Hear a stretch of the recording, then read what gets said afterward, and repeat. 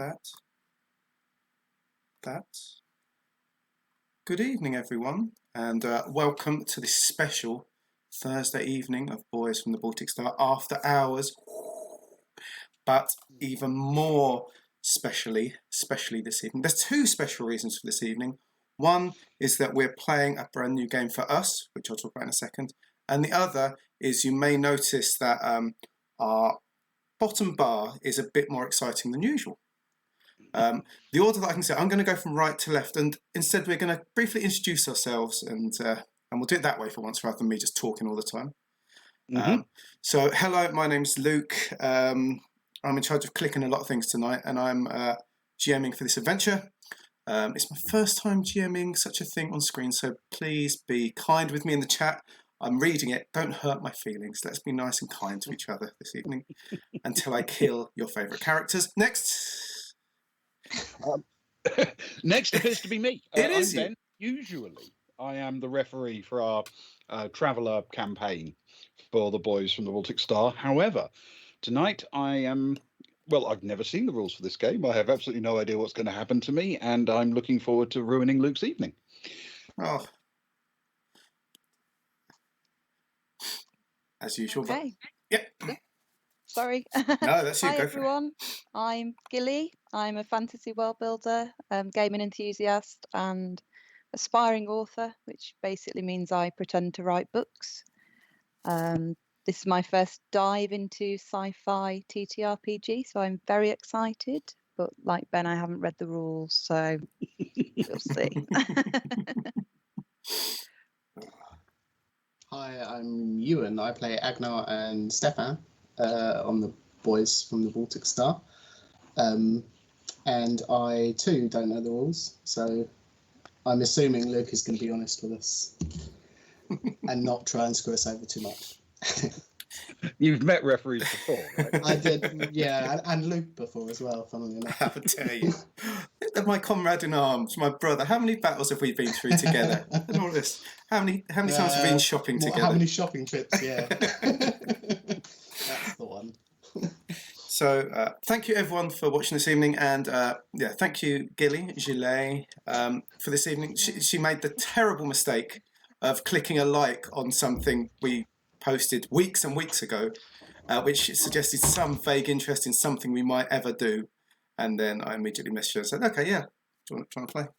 And then she's then you're far too polite to turn us down, which is great. And now we're live and you're trapped. Yeah, there's no getting out of it now. She's gone for the dark background, so if she just eases backwards, it'll just be into the shadows. Never to be seen again. Quite off screen. So, I wanted to briefly introduce the game, and then we'll go into it. So, for people watching and for you guys, it's session 0, really. So, it's character generation. But in the spirit of the book, which I'm going to talk about in a second, goes through that in a sort of a role play way, rather than just writing us the rules. So, I wanted to encapsulate that today. So, let me find what I need to do. I've got a lot of clicking to do. There's a book. The book, the mission, the adventure, the rule set we're going on is Jonathan Hicks' Those Dark Places. Now, these guys said they haven't read the rules. The rules aren't very thick, thankfully. It suits me because it is rules light and setting heavy. You've got to imagine... me and Ben a number of weeks ago were talking about our favourite sci-fi films and influences, and this is very much Alien. Think about those sort of spaceships, very narrow corridors, made as cheaply as possible to save the corporations a bit of money. You know, reuse dirty old spacesuits that have been used many times, sweat stain, this and that. Coffee mugs that have got the rim, you know, the brown rim around the edge you just can't wash off anymore. The old cat screeching without you realising what's going on. Jones. Exactly. Like creakings and sort of weird, strange, deep noises that you can't quite put your finger on it. And that's what this rule set is for. As you can see in the picture, you can have cats in the adventure. I don't think we have this evening, so if Please don't leave. I see the number of viewers drop by about 5 as soon as I say there's no cats this evening. You didn't tell me that I could play a cat. Yeah, but if I said that, everyone would have been a cat, and it'd have just become cats in space. Yeah, that's true. Should have been adorable in its own way. If not very short. Exactly, like the cats. So the book is published by Osprey Games, if anyone's interested, and written and developed by Jonathan Hicks, who is active on Twitter, and I thoroughly recommend you hunting him down. And I had a couple of questions while I was setting up, and he answered very quickly and very kindly, like you want someone to when you're struggling. And there's 121 pages, so it's not big, and it's all, this wonderful small size. So thoroughly recommend. It's 15 quid, I think. Yeah, 15 quid, or some dollars. 25 of them in America, 34 if you're in Canada. I don't know if that makes much of a difference, but it's that book, and that's going to sit on my lap just in case I need it. Okay, but for now, let's click out of this. You will see some bars start appearing around as we need them, as we get some information. But for now, it's very dark because the adventure is beginning. Are we all sitting uncomfortably and awkwardly? Yeah, Pretty much. with the recycled air whirring around your ears. Fake food, coffee that's been through the machine half a dozen times. Good, and I'll begin. The adventure begins as the players sit in a waiting room in a very plain utilitarian structure. It's a white room. The only decorations on the wall are posters. You can see them ping around. You've got a couple for Maitland, a couple for FWD, and some for Nielsen Ishikawa. It's the sort of pictures of a strong man or a strong woman in a work jumpsuit, maybe with a spanner in their hands and a ship flying behind. So, doing it for Earth, that sort of thing. Brave. Join the fleet. Join the fleet. Mine for your children. Very rousing kind of posters. Rosie the Riveter kind of stuff. Exactly. Wow, that's what you need. Yeah, but less colourful and more carefully orchestrated to be quite boring looking despite trying to be thrilling. These posters are also offering good bonuses, the chance to make a difference in the colonies. At the front of the room behind a desk, there's a man tapping away on a sturdy looking CRT computer, the old cathode ray machine. He's dressed in a perfectly adequate suit, a bit scrubby around the edges, a perfectly adequate laminated name badge on his breast pocket. Everything about him is perfectly adequate. Around you, there's 7 or 8 rows of metal folding chairs. You look down and it's a bit scratched on the floor where they've been sort of pulled up and opened up and shut down, put to the side, scraped around into circles, into lines for decades and decades and decades. But at the moment, they're full of people, about 40 other people.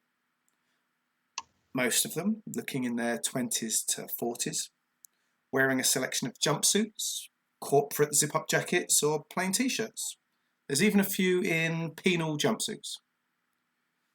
The room has no windows except for one, a small window at the far end. At the front, to the side of the man typing, there's a larger screen, which is off, at least for now. After 10 minutes of just sitting around and waiting, some people sort of flicking a credit coin up and down, a few chewing tobacco, a filthy habit that had gone out, but in the last few years has sort of made a resurgence, really. An emotionless lady strides in holding a pile of papers. Without saying anything, she goes straight over to the screen and she flicks a button.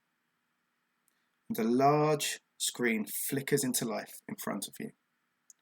The head and shoulders of a middle-aged man emerges from the static. The horizontal lines aging across the image, giving away the fact that this has been played hundreds, if not thousands of times before. And I'm putting on a tie for the first time in about 4 years. Woo. And I'm a middle-aged man now, so I suit it. Okay. My name is Christoph Schwartz, and I'm Senior Contractor here at the Titan Planetary Base. I deal with contracts from the three big players: Maitland Corporation, Future World Development, FWD, and Nielsen Ishikawa, ensuring that their ships are crewed and that the jobs they need doing are done. By signing on the dotted line today, you've agreed to give 25 years of service to them, and to me, to ensure a better future for Earth. A better future for lunar habitation, Mars habitation, Titan Planetary Base, Titan Orbital Base, and to the tens of thousands of good men and women spread across the galaxy, mining the materials we need and exploring the unforgiving vacuum of space to perhaps find a new Earth. We haven't succeeded in that last mission yet, but everyone out there and everyone who's gone before has provided a vital service to humanity and to the corporations. Without your sacrifices, Maitland, FWD, Nielsen Ishikawa, and the other corporations would not make the money they need in order to bring a better life to your fathers, to your mothers, your brothers, sisters, and children. This is dangerous work. You know that. No one would sign up to this work without understanding the risks. Space isn't exactly the kind of environment humans thrive in. Getting around is expensive. Transporting food, supplies, equipment, it's expensive. Light bulbs, windows, oxygen are expensive. Ships are expensive. So get used to crouching. Get used to sharing your living space with crates of supplies. Those of you with claustrophobia can leave now. At that, a few sort of swanky-looking flyer boys, thought they'd be in it a bit cool. They sort of all go in and join together, all sort of look at each other and slope off out the corner, the chairs scraping as they go. The thing is, if you do leave at this point, you still have to work for the company elsewhere. Just not there. You've still signed your soul to the companies. The ships, orbital bases, mining ships, refinery ships, they all belong to the corporations who will provide everything you need. The key word being need. Sure, you can get hold of the luxuries, but they come at a cost.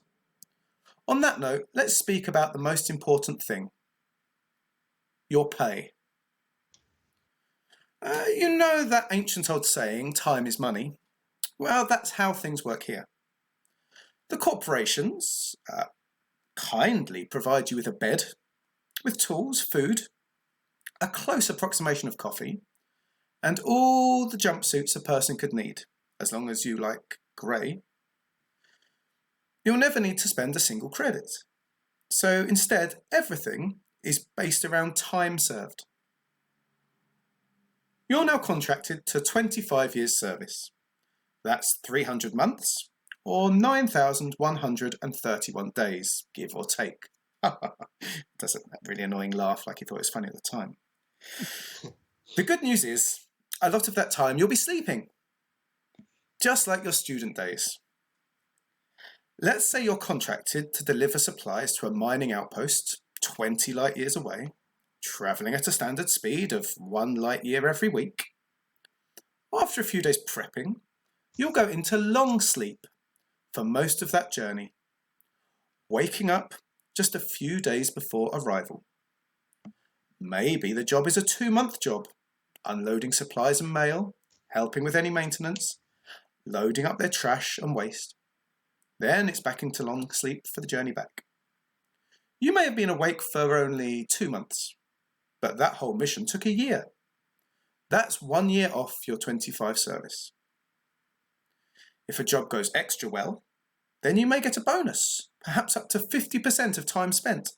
So suddenly you're 18 months into your 25-year sentence, I mean service. Yeah. Sure, it can get weird when your kid is the same age as you make it to retirement, but it's worth it. Your service is rewarded with housing and supplies to the rest of your life. Of course, this job doesn't suit married life, or those who feel a connection to anyone or anything right now. But just see it as your life starting 25 years in the future with everything you need. Oh, just one thing. Every yang has a yin. If you fail a mission for whatever reason, the corporations have a right to not pay you your full amount of time. It's only fair after all. They'll pay a bonus if the mission goes well. Also, if you have fancy tastes and want real coffee, maybe alcohol, a personal weapon, or specialist entertainment material from an outpost or base, you'll be paying for it with days or weeks of your 25. These things aren't easy to drag halfway across the universe just for your pleasure. Now, my assistants are going to divide you into crews and provide you with your first contracts. Remember, space travel is dangerous. We've lost many crews to asteroids and general debris while they've been peacefully sleeping in their long sleep pods. Most of you will be joining up with and supplementing crews who are short on numbers. Don't let them down. In space, one mistake can lead to the deaths of everyone on board, and even worse, could cost your employer serious money. Good luck, Godspeed, and do me proud.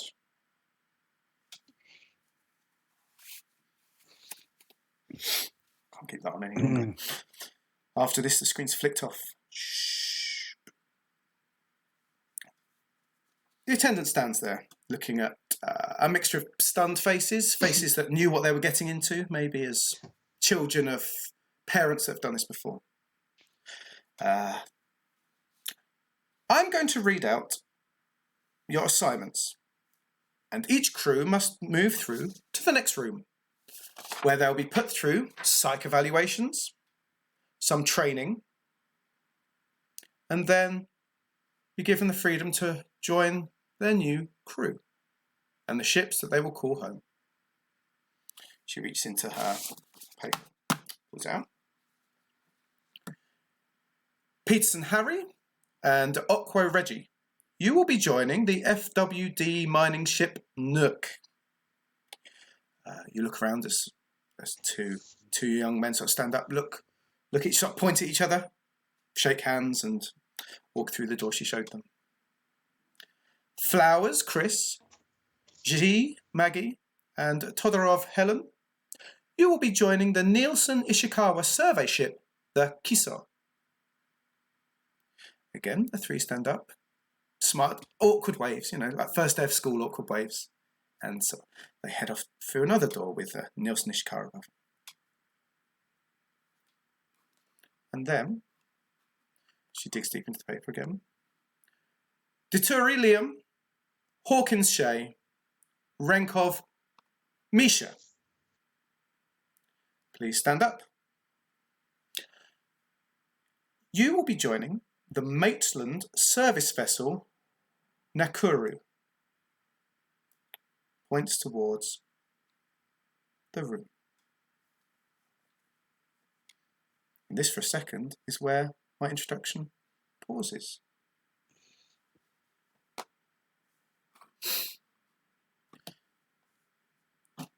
So, which one of you is, why don't you briefly introduce, through name and maybe the slightest bit of background or your appearance, your characters. Don't give too much away, but what people might see in a room. Okay. Shall I go first? Misha Renkov. He looks a little bit like me, but nowhere near as good looking.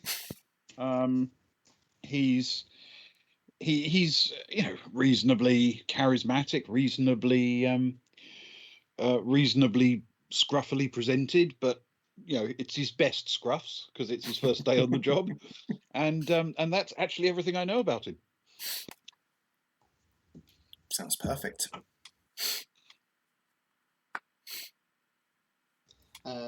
I am Liam Deturi.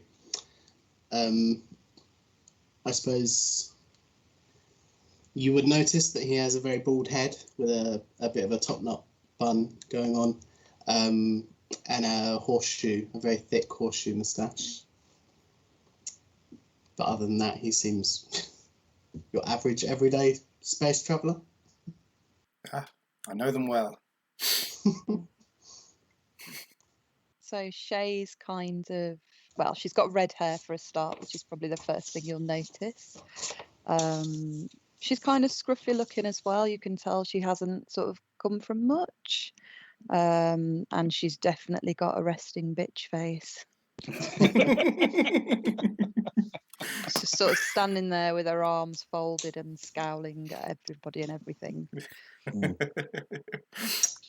fact, as we can prove, because there they are, our beautiful 3 crew, nearly as beautiful as they are at the bottom. You were right, Ben. Misha's nearly as attractive as you, but not quite at the same level. No, I mean he's not there, is he? And I'm seeing 3 resting bitch faces, to be honest, not just just the one. Yeah, I'm blaming zero gravity. That's what it is. It's enough to make anyone grumpy. I mean, that's probably pretty accurate for Liam, but I'm too nice to say so.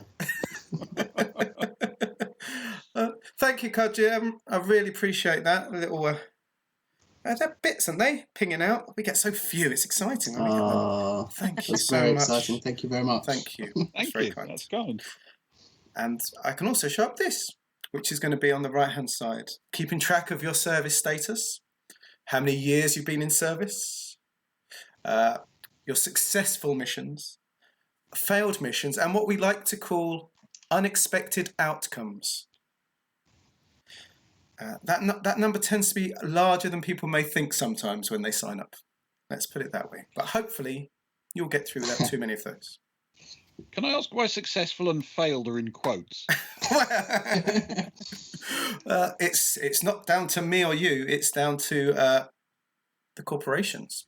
It's down to Maitland whether it's successful or failed. I was afraid that was the reason.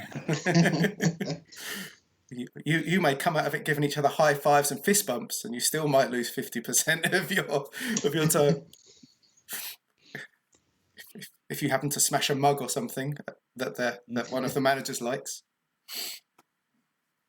Seems like we've signed up for an Old West mining company. They charge us to use the pickaxe. Yeah. Pickaxe? More than we make in a day. Yeah. Yeah, that's what it is. A pickaxe would be luxury. We've essentially been human trafficked. That's what it comes down to. You had the chance to leave. Well, you didn't really. It'd have been the shortest stream ever, to be honest. So is this where we start the shopping episode? Yes, of course. Every episode is a shopping episode. Actually, I'm sorry to say this rule book is not. It's not really a shopping game. I'm sorry. Oh, word. I know what's going to happen. We're actually going to have to do proper things rather than just shopping. That's it. I mean, I was under the impression that I could buy all I want under the promise of giving years that,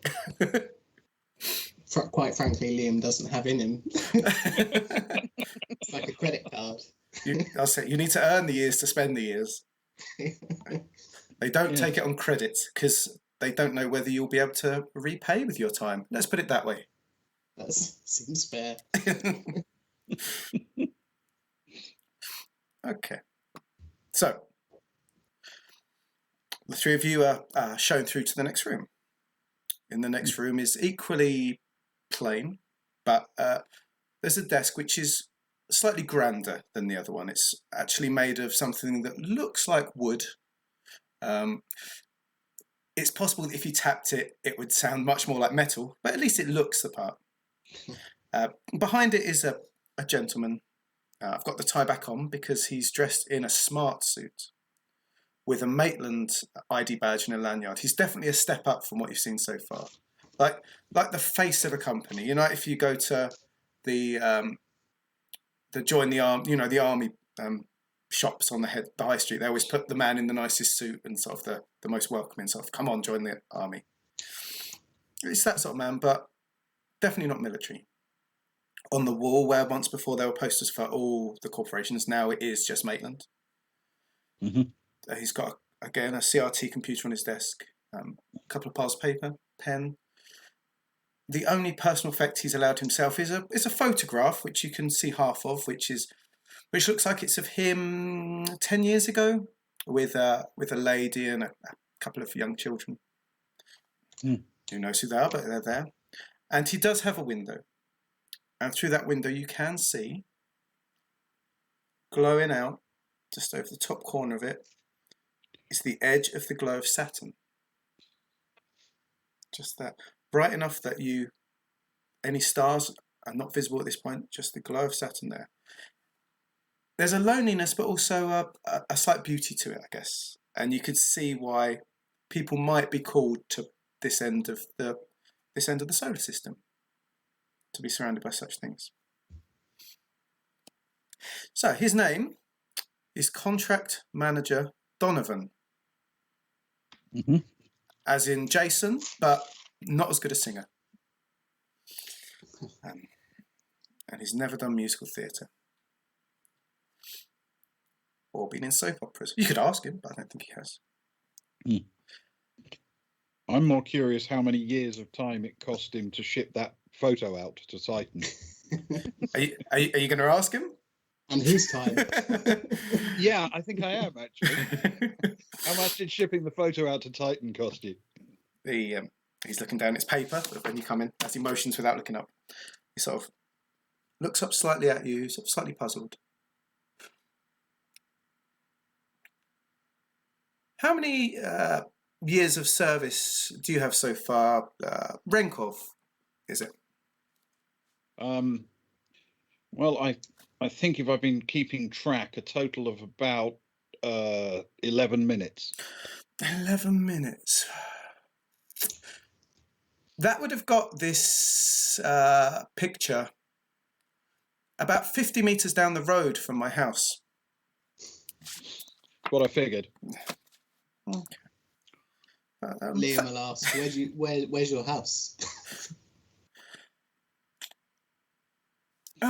It's been a long time since I've been back at my house. I spend a lot of time on the base. I get to go back every 3 months or so. I get to go home and have a week as my leave. Free to do what I want to do as long as I get any extra paperwork done. And then it's back to this joyous world and this beautiful company that you are going to be joining for the next 25 years.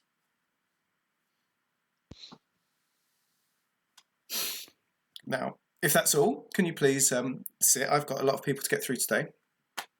And I really don't want to take your paperwork home with me when I could be playing squash with my youngest son. Good plan. Thank you very much. It takes a lot of years to come up with plans like that. And those will cost you. Yeah, those will cost you. And I don't think you've earned them. 13 minutes is not enough. Liam will kind of shrink back into himself a little bit and sit down. Yeah, I'm sitting down as well. Same, still with my arms folded. Oh. Very grumpy. The face still resting and bitchy. Okay. He looks up from the papers. Fine. It's the first time he's actually looked up at you since you've come in, and he eyes each of you. Not eyeballing. He's not trying to. He's powerful enough and important enough to know that he doesn't need to eyeball you. Yeah. He's beyond that. It's a flat, vague semi-interest. You're the fourth bunch he's seen this morning, and he's going to see another dozen today. So he taps his pen slightly against his cheek. And he says, okay, let me introduce you to your ship. You are joining the ship, the Nakuru. And for those watching, if you're on small screen, I know it will be fuzzy and this and that.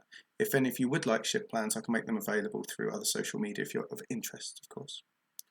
And he sort of hands out sheets with the ship plan on. Ping this up, sorry. Ping. Okay. There's the Navigator is a service vessel. It takes supplies to craft and to stations undergoing longer contracts. It picks up crew from decommissioned craft and it transports specialists when there are serious mechanical issues. It's not a fancy contract, but ships like the Navigator are the lifeblood of the corporation, lifeblood of the work. Now, some people get to go on big mining expeditions and they might go into deep sleep for, the old long sleep for 3 years per trip. But that work is hard, and that is mining, and that's 4 years of hard labour before coming home again. Those guys only get 2 missions done in their entire time. Whereas for you, with 6 months here, a year there, this sort of ship may bring you some interest. I'd be lying to say if you might love your time, but at least every job will be different. As you can see at the front, it's 55 metres long, the craft, quite a small craft. And as usual, the bridge at the front. We can carry up to 6 crew in long sleep 1 and 2. And the ship comes equipped with a medical bay, a small mess room, a security office, crew quarters for when you are working and not in long sleep, so there's some beds there. And most importantly, a large cargo bay, which will often be full of things that you will need to transport to and from, and some supplies for yourself, of course, because, well, we wouldn't want you to go 6 months into space without any food, would we? It's happened before, and the man responsible was fired. If it happened to you, rest assured, they would be fired again. It's got small ducts. As you can see, we're all about safety. There's blast doors and fire doors along the way. There's ducts to get to if you need to, in the case of fire or emergency. And you have an airlock for entering in and out of the ship. Now, if you look to the side plan, you will notice that the area of the ship that you can live in is actually very small. The ceilings are only 2 metres high, so I hope none of you ate a lot of your vegetables when you were growing up, let's put it that way. We've had someone over 2 metres before, and their back and their neck was never the same again. Most of the ship is given over to fuel and to the wirings and the pipes needed to keep it running. And then, of course, you've got a large engine section at the back of ship, as opposed to the bridge at the front of ship. It's not a particularly fast ship. It's not a particularly heavily armoured ship, but it will get you from A to B. He pauses, stops his tapping. Are there any questions at this point about your craft?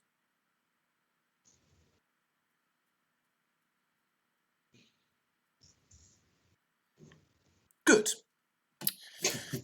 Right. Now, you will be joining a crew that are already on the ship. There are 3 currently living and working on the ship and have been for some while. Mm-hmm. Their names are... K-Jan, it will mostly get you back to A again, but sometimes you go A to B, to C to B, to D, to F, then back to A, depending on what's needed. It's never let us down before, this ship. Touch. Will it get us back to A alive? Oh, absolutely. Touch wood, and he taps his metal desk. Liam taps his head. Splendid. these are the crew that you'll be supplementing. The ship currently has a security officer by the name of Eddie Klassen. He's an 18. People don't hold rank on the Maitland ships. Their rank is their service. So Eddie Maitland is an 18. He's head of security and has been, as it shows, for a long time, very experienced man with exactly the sort of skills and social etiquette you'd expect a security officer to have. Yep. 18 remaining or 18 served? 18 served. 25 is the magic number. Wonderful. You are what is currently known as eggs. Because Understood. You are 0. After your first mission, you'll be known as toddlers. And finally, after that, you'll be seen as learning to walk, shall we say. Eddie Klassen learned to walk many years ago. He's a fine security officer. Just can be grumpy sometimes if he's not had his caffeine, shall we say. Grumpy does seem to be the theme of the crew, it has to be said. Well, you say that. Carla Munroe, the Navigator, she's got some more charm to her. She's a 6. And she's spent the entire 6 on the Nakuru. Very educated lady. Very educated, very smart. I said, not grumpy, but she doesn't suffer fools lightly. She expects everyone to, step up and do their work. Navigation's a difficult job, and making sure you get there in one piece is incredibly important, especially if you're asleep for much of it. The last crew is Evan. He is an SAM. Does anyone know what that is? Sort of looks up.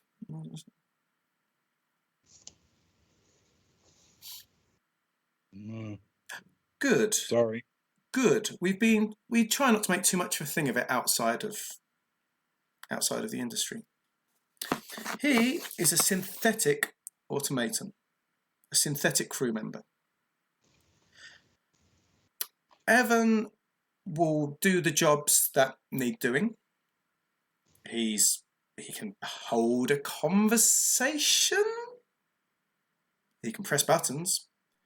Most importantly, he follows Maitland's orders explicitly.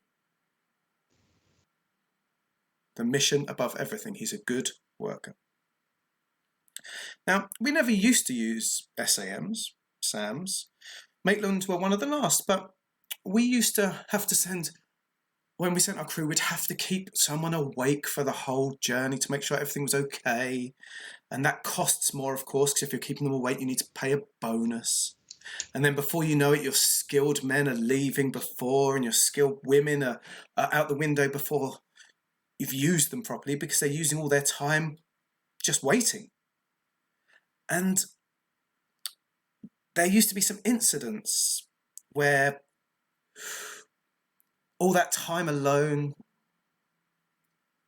sometimes those in long sleep may not have been woken up, or they may have woken up to the airlock opening, or crashed into a planet, or, well, let's just say this is why we've got SAMs now. They're much more reliable. They can spend months alone, and the corporation trusts them. And of course, they're very cheap.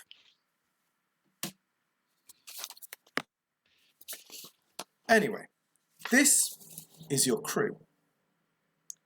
But now, we need to know some more about you and where you're going to fit in on this ship. Now, the way we do it now, it's been honed over many years. And when we get people to talk about themselves, people use too much awkward language. It can be vague. It can be soft sometimes or a bit too abstract to others. So we've condensed it down to numbers, words, simple things. And so this is what I need from you. I'm going to run you through to learn out what your skills are, what your strengths are, and then I'll put you through some light training, shall we say. Okay. How many years does the training cost? Yeah, You can have before that. I agree. You can have that one on the house.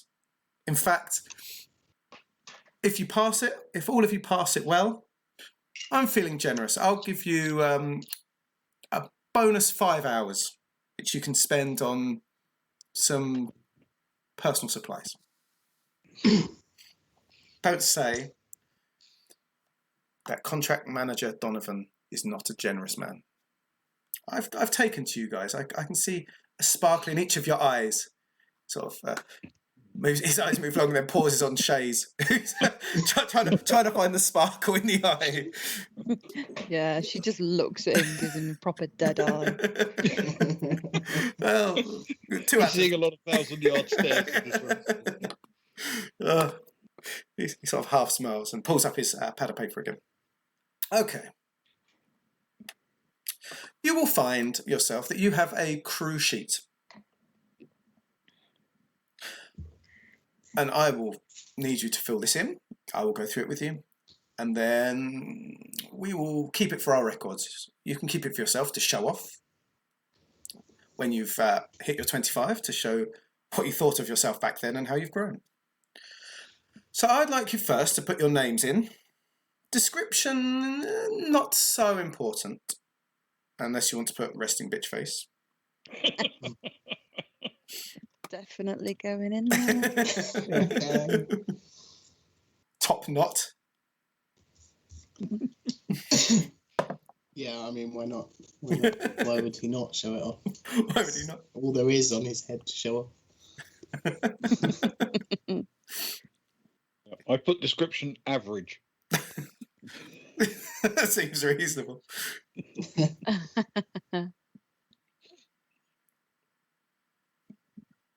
Okay. So, the next page, or the next part of the page, we look at this. There are 4 stats, and only 4 stats we're worried about.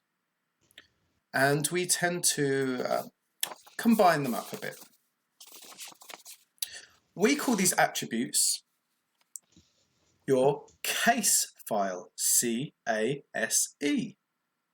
You see? Oh, I see what you did there. If I'd have thought that up, I'd have been a millionaire by now. The man that did was paid off and retired within hours of coming up with it. These are your charisma, your agility, your strength and education. Our social scientists figured out that every single thing that you could do could be condensed down into these 4 things. For example, charisma is how you deal with others, socialise, bargain. If you need to contact people on planets as you're coming in to dock, that's charisma. Agility is your hand and eye coordination, your skill, manual dexterity, the ability to shoot, drive, and to pilot. I've got some cheat sheets which I can send over to you guys afterwards with all these rules on after, if you, so as a heads up. Your next is your strength. Sort of, again, he sort of gazes across, but this time a little trying to look at sort of the thickness of necks and arms. Strength. Now, yes, it's your power, how much damage you can take, but also things like your climbing, your jumping, unless it's seemed as an agility thing.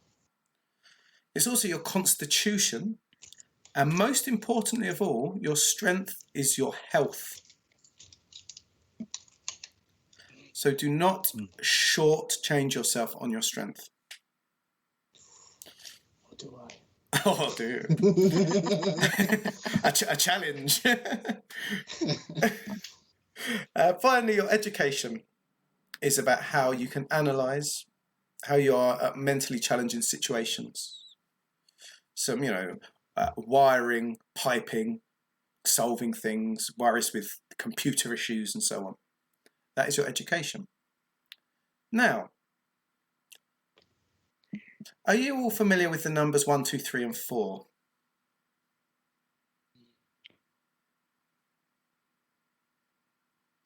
So it looks very suspiciously at Misha.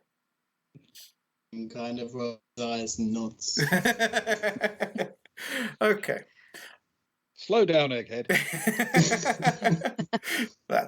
I'd like you, for the simplicity of your chart, to colour in the dots. They need to be coloured like an old-fashioned American test. Our computer system doesn't read numbers so well, but reads dots very well. Mm-hmm. The inventor that came up with that didn't get to retire. He didn't do too good a job. I'd like you to give a 1 for 1, a 2 for 1, a 3 for 1, and a 4 for 1.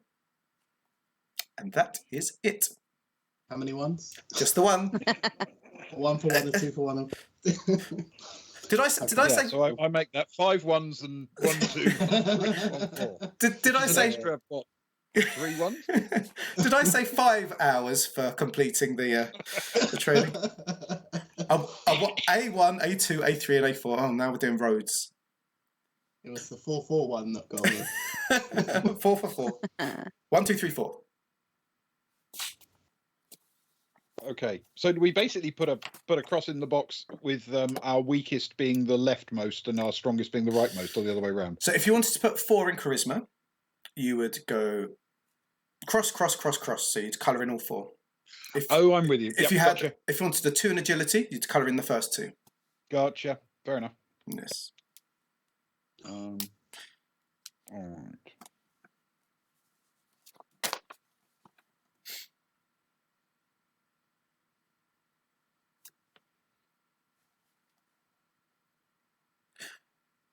And while they're doing that, thank you everyone for watching and joining us this evening on Boys in the Baltic Star. We do appreciate it.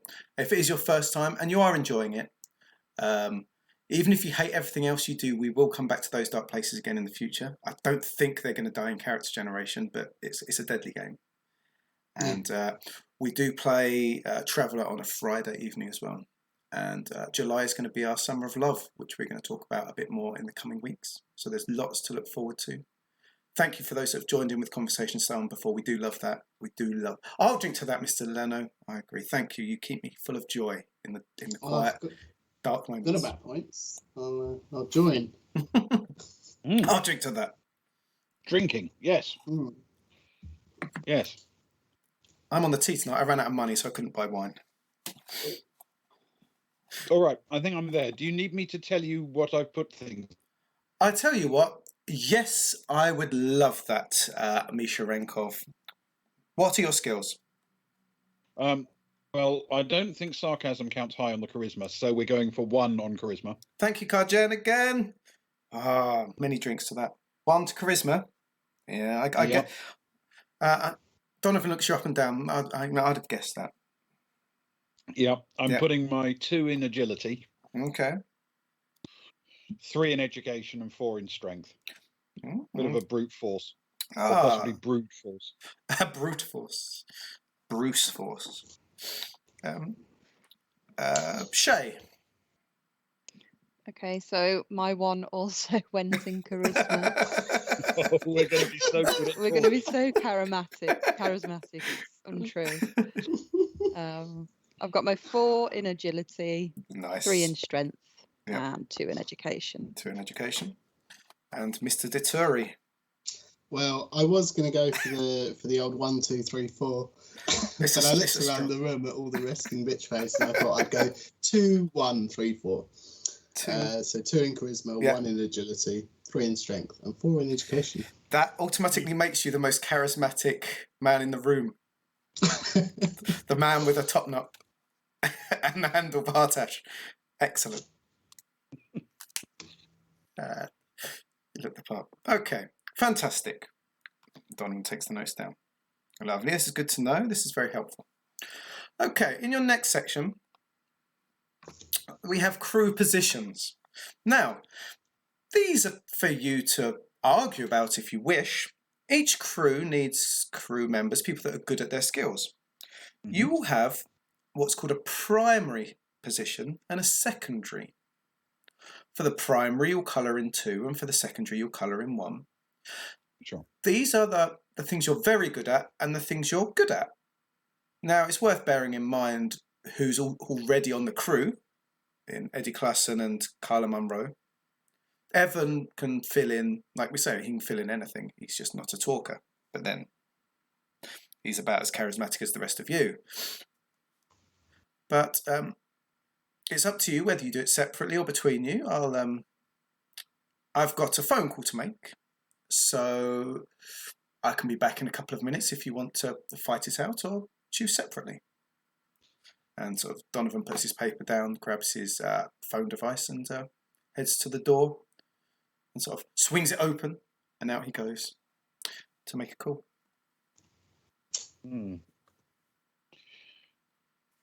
Take his tie off to free up. I think since we don't seem to have one, and I'm getting the, you know, the old comment about how often do spaceships crash? You know, once usually does the trick. I'm figuring an engineering officer might not be a bad thing to have. Yes. Okay. And I've got a bit of education and not much charisma, so I figure I'm there for engineering. Unless anyone wants to leap in and have that, because I'm flexible. No, I'm pretty good with that, I think. Yeah, that's fine. I have no issues. Cool. And then I'll wait to see what you guys want to pick before we go for backups, I think.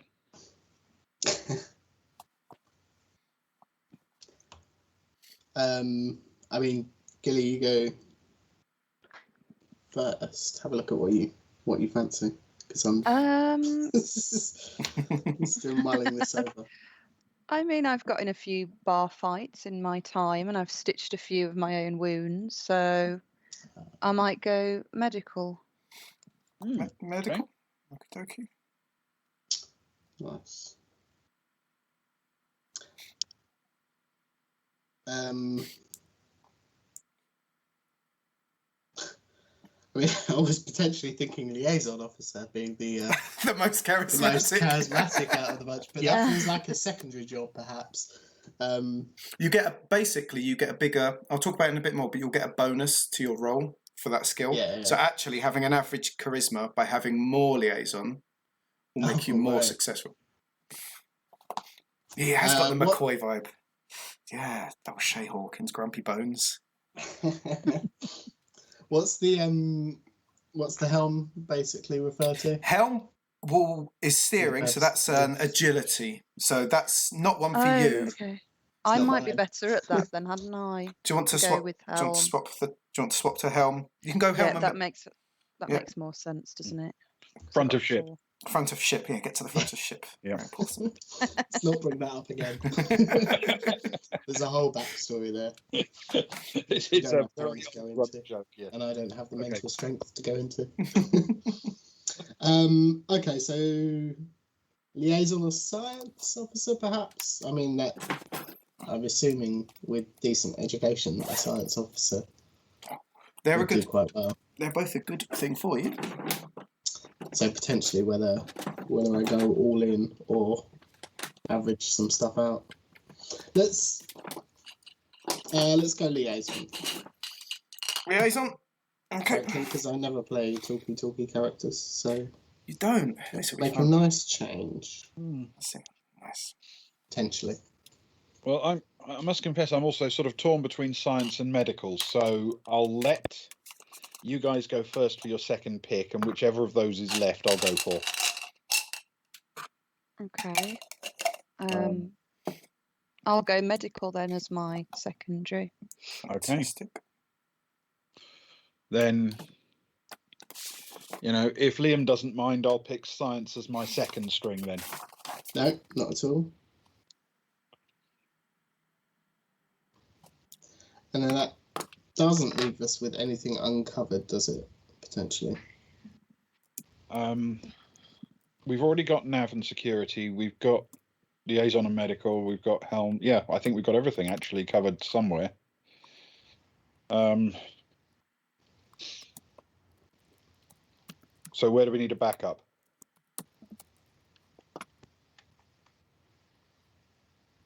Or what are you potentially good at for backup?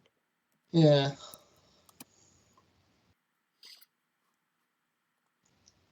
I mean, I suppose if we're talking backup being I'm good at it, but it's not the best thing I do, I probably steer away from anything education based because that's my highest stat. Okay. Which kind of makes sense, I think, flavor wise, right? There's no point in your backup being the thing that you're like, who knows?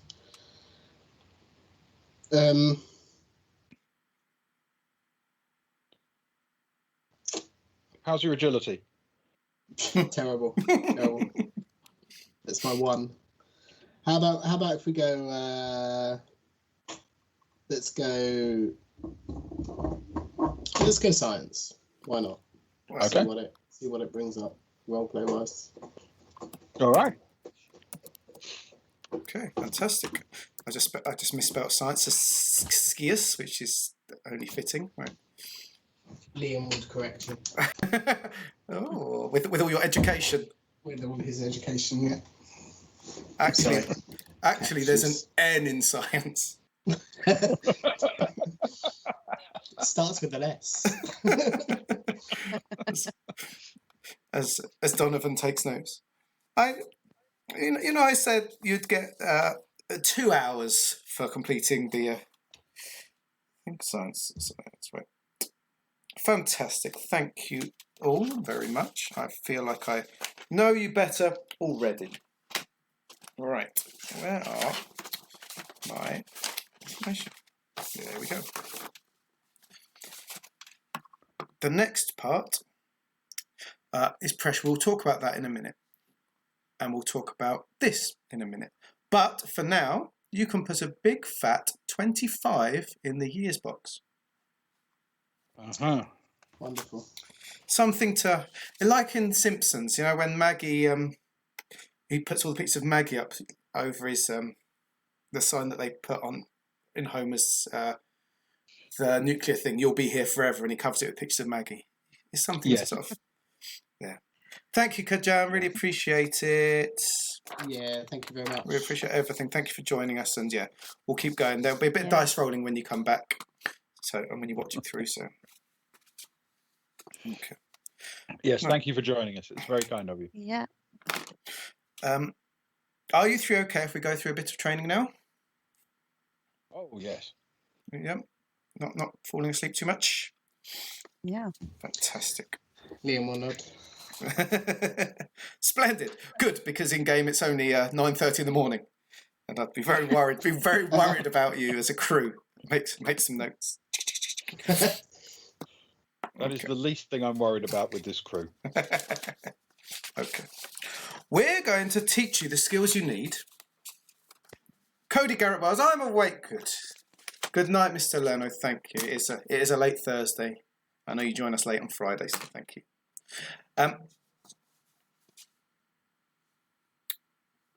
Donovan points towards the door and says, "Okay, if you each take these earpieces," and hands you each an earpiece, "and please put them in. And I'm going to guide you through some training to learn to understand how to survive on the ship and in life in general." And so hands you out the earpieces and waits for you to take them from his hands. Mm-hmm. And then motions you to the door, says, "Go through the door and take the first door on the right." I'm not going to tell you what to expect. That's part of the fun, I suppose, isn't it? So he gets back to his computer and starts typing away. Do we put the earpieces in first or He nods. after? Yep. First, he's sort of fiddling with his, types, pulls one out of the drawer, starts fiddling with his. crackles, crackle. Can you hear me? Can you hear me? I have cameras set, so if you'd please follow the way to the entrance, I will talk you through your training. Okay. Okay. Liam puts his earpiece in and rubs his bald head a little bit.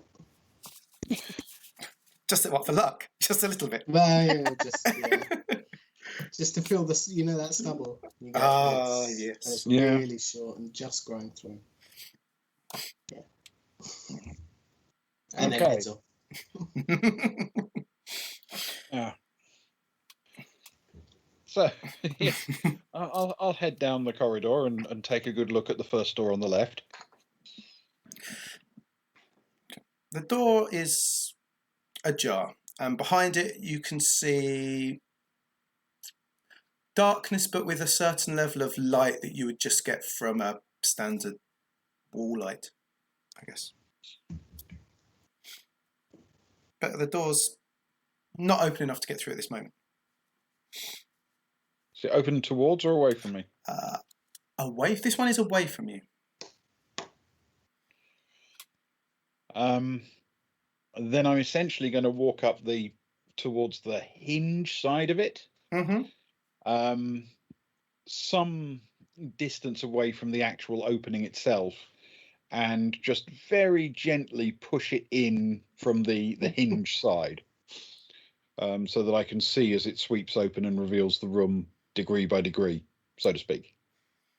Okay. The door. Are the two of you just standing in full sight of the door, or are you being as cautious as him on our training base?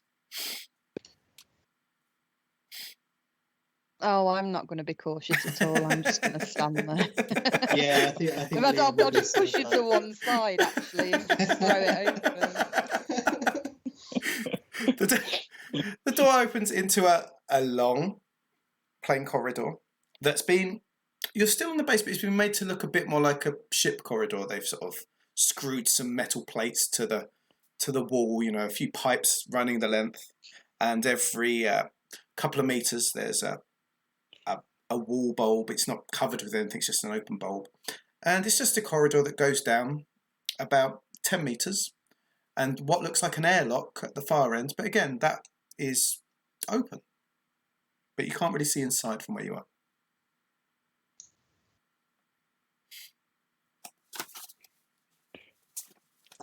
Okay, I grin at the other two and say, "After you." Okay. Shale stride forward, I guess.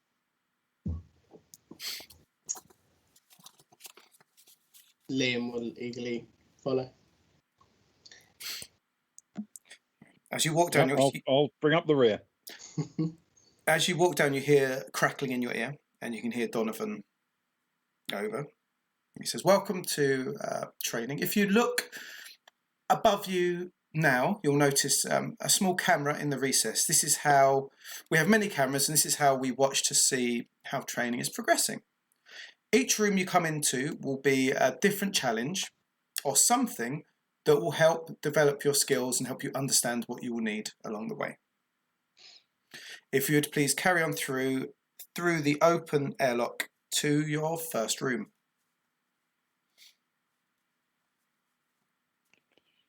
Okay, Yeah. Okay. fair enough. Happy to do that.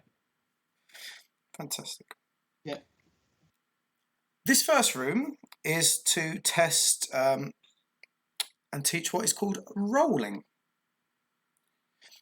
Inside the room, it's a very simple plain room. This is back to being white, almost scientific white, very plain. A cube. Inside there is a desk with a computer with the cursor blinking. There's a range of objects in one corner. They look like boxes, containers, the sort of things you might find in a cargo bay. I guess they look of different sizes and weights. And there's a walkie-talkie radio next to the computer. And then there's heavy blast doors across the room with one of the wheels you have to turn to get through that room. And he crackles on again. He says, "Okay, why don't you test your skills?"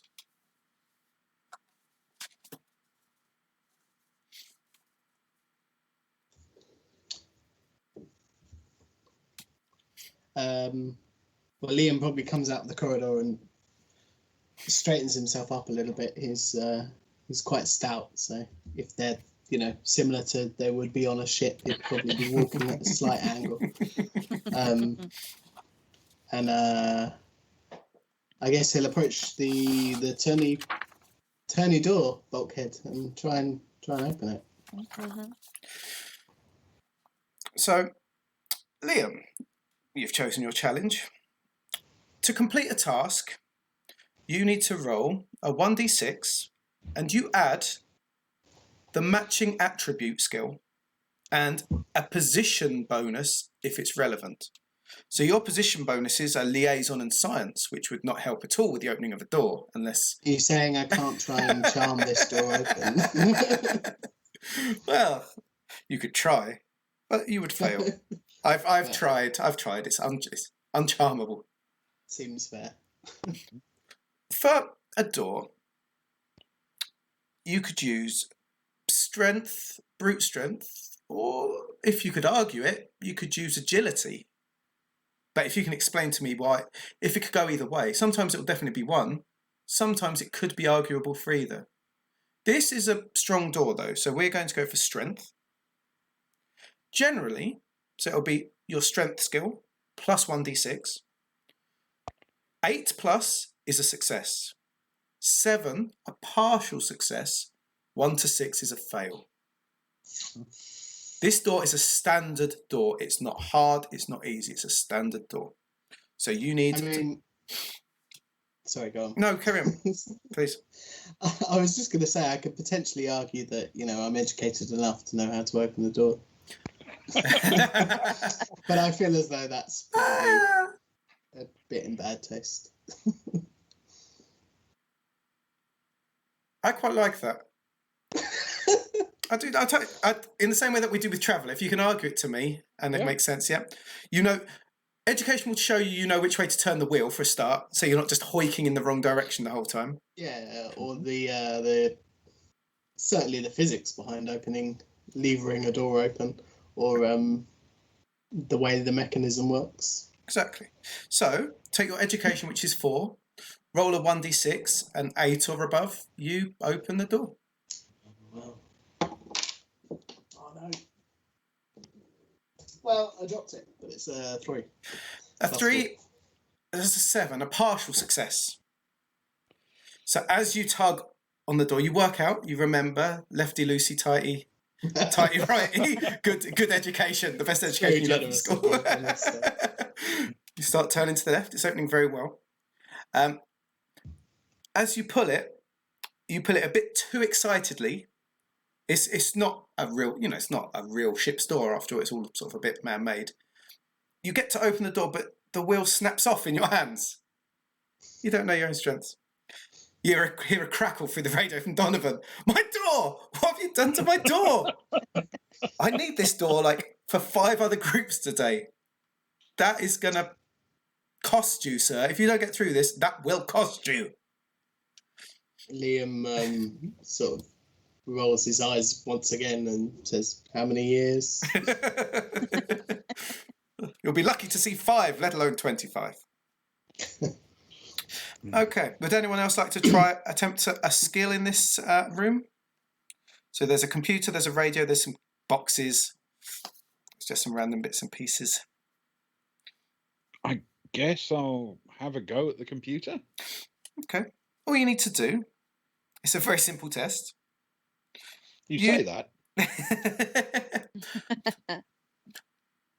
I need you to type in perfectly the first line of the Charge of the Light Brigade. Okay. Okay, that's an education. So it's an education plus a d6. That's your roll. Okay. I can't really argue that an engineering officer has special knowledge of anything, can I? Okay. So it is just education, which in my case is 3. Yep. Plus 5. Oh. So your fingers fly across the keyboards, making the odd mistake for excitement. You have to backspace a couple of times and you type it in. But when you're done, you hear the crackle. Fantastic work. An educated man, that's what I like to see. Well done. Join your colleague through the door. Ms. Hawkins, if I may call you Ms. Mrs. Yes. Is there anything you would like to try in this room? Did you say there was some boxes? There I'm are. going to see There's what's a whole going on range with of the boxes. boxes. Okie dokie. What would you like to do with said boxes? You can do anything you want with said boxes. Is there anything in them? Can I open it? You can open it. Inside one Okay. of them are some old-fashioned. Do you remember those little plastic cup stilts that you'd have at school with the little bits of rope out the top? Yeah. Like little plant pots. You hear Donovan sort of giggle down the end. Oh, good choice. I just need you to get from one side of the room to the other on these lovely orange stilts. Okay. Is that going to be agility? That is an Can it agility be roll. agility? It definitely is an agility roll. Okay. Although you've got to let's have have a pretty good charisma to make it look good. first roll of the game. Here we go. Oh, I got a 5, so that's a 9. Oh, you scoot across. You start like showing off at one point. A couple of hops along the way. And this is why people don't like me.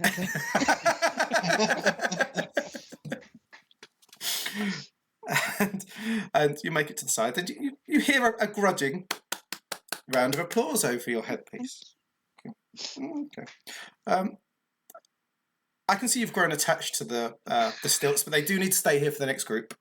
Oh, can I keep them later? For 2 hours of pay, you can have them.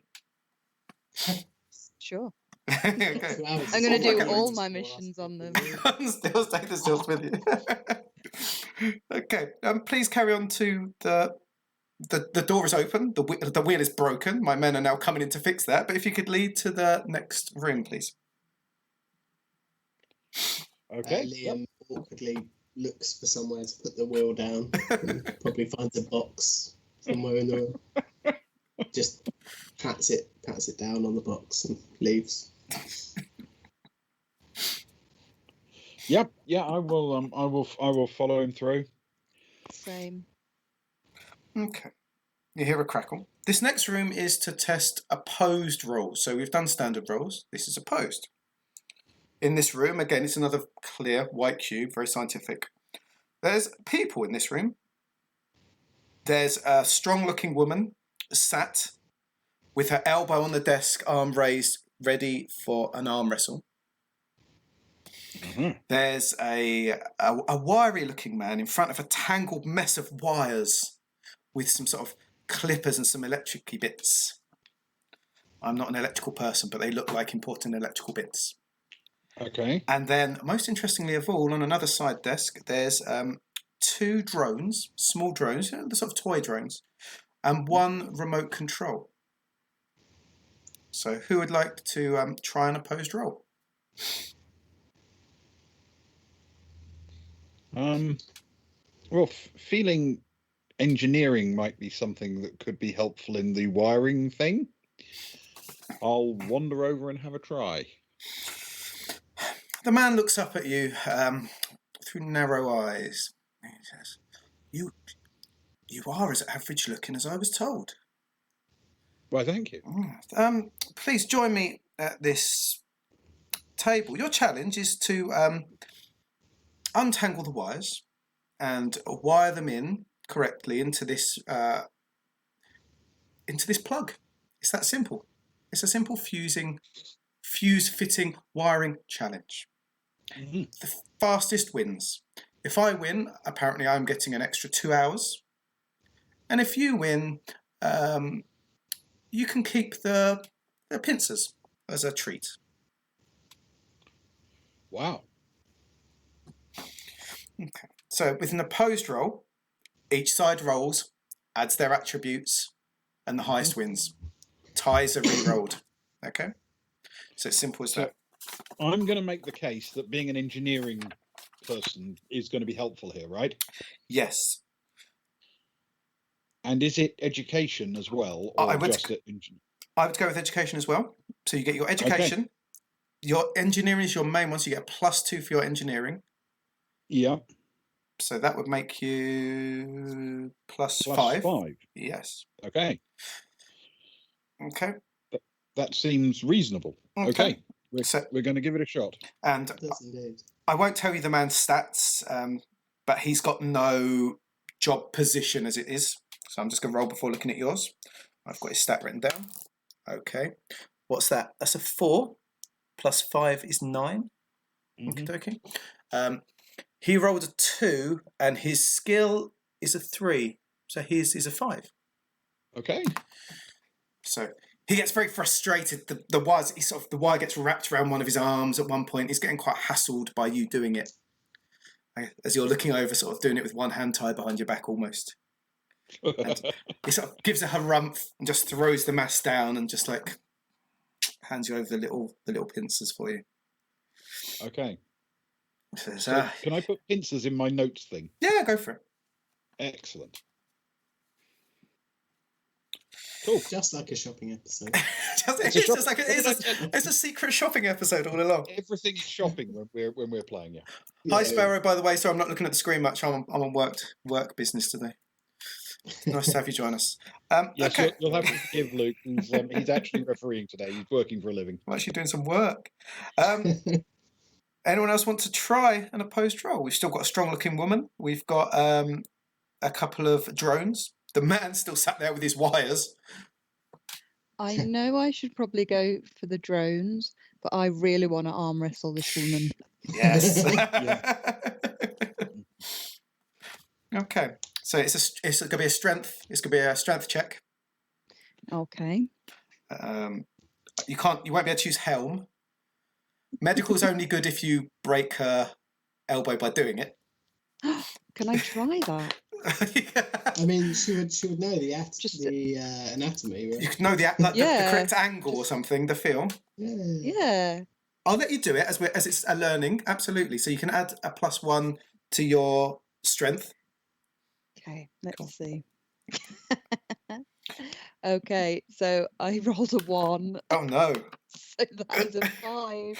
Oh dear.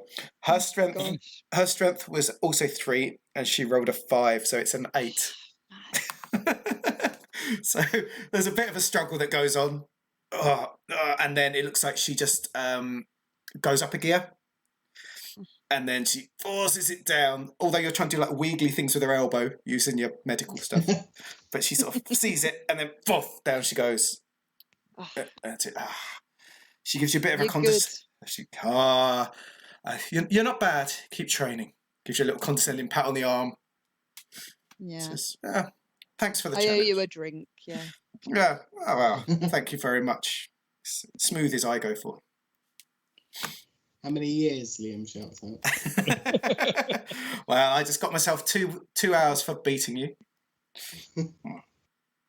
Okay. Yeah, and think if you'd won, you'd have got to keep the arm. Exactly. Exactly. Everyone could always do with a spare arm. Does Liam want to try anything? Liam will walk up, sort of a bit nervously, to the robots, but seeing as it's the only thing that we haven't seen in the room, and he will attempt whatever this is. Just out of curiosity, I suppose. Donovan laughs in his ear. He says, I have the other controller. Now, you need to stand in the opposite corner of the room. And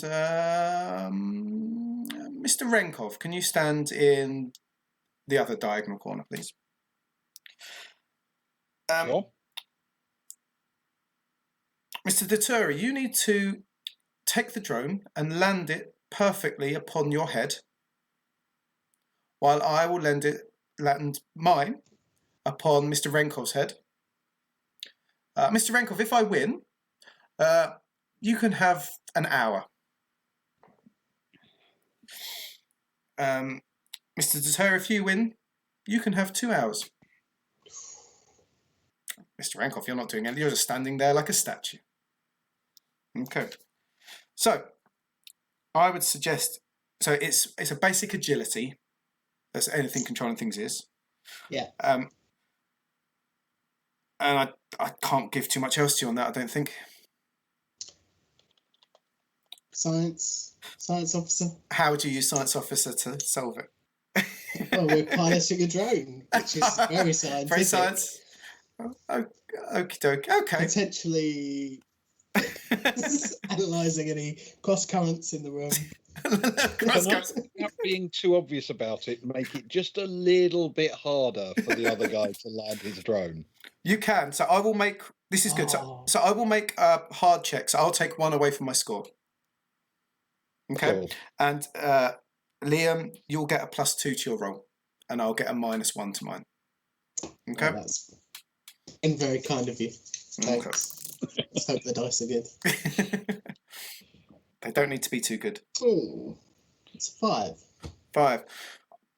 I got a 1 with a +2 agility, so it's a 3. So Donovan, you can start hearing the swearing come down as he's trying to land it on your head, and your head is like slowly, as if the wind is blowing your head a little bit, and you can't quite land it. As you land yours perfectly after a couple of attempts on the top of your head, gently missing the top knot and rubbing softly against the stubble, giving you that nice feel that you were looking for earlier in the morning. Liam looks a little bit surprised and gives a bit of a nod to Misha. What were those things called that you used to buy that were the metal head scratchy things? It was a bit like that. It was a bit like that for you. Yeah. I like the image of it trying to land on top. I can't shake the feeling that we're both standing there looking like those beanies with the propeller on top at the moment. Donovan sighs. Okay, 2 hours for you. Well done. You beat me fair and square. Where do I write down hours, Luke? Just do it in notes for now. Just do it anywhere for now. Use hours and things as spending money, I guess, if that makes sense. Yeah. Because hours are never going to add up enough to become Pocket gears. change. It's pocket changer. Okay, all of you. If you Miss Hawkins, can you see that metal grate in the corner of the room? There's sort of a 1 by 1 meter grate in the corner. I can. Thank you. Could you please take it off the wall for me, and I'll need you to crawl through. If you need the help, there's a spanner laid next to it. Okay. Can I go over and have a look at it? Does it look like it's going to need a spanner, or can I just tear it off the wall like, You can tear it off brute strength? You can tear it off the wall with brute strength if you want. It doesn't need the spanner, but the spanner's there. Yeah. I'm going to be a bit dramatic about it, I think. And yank it off the wall.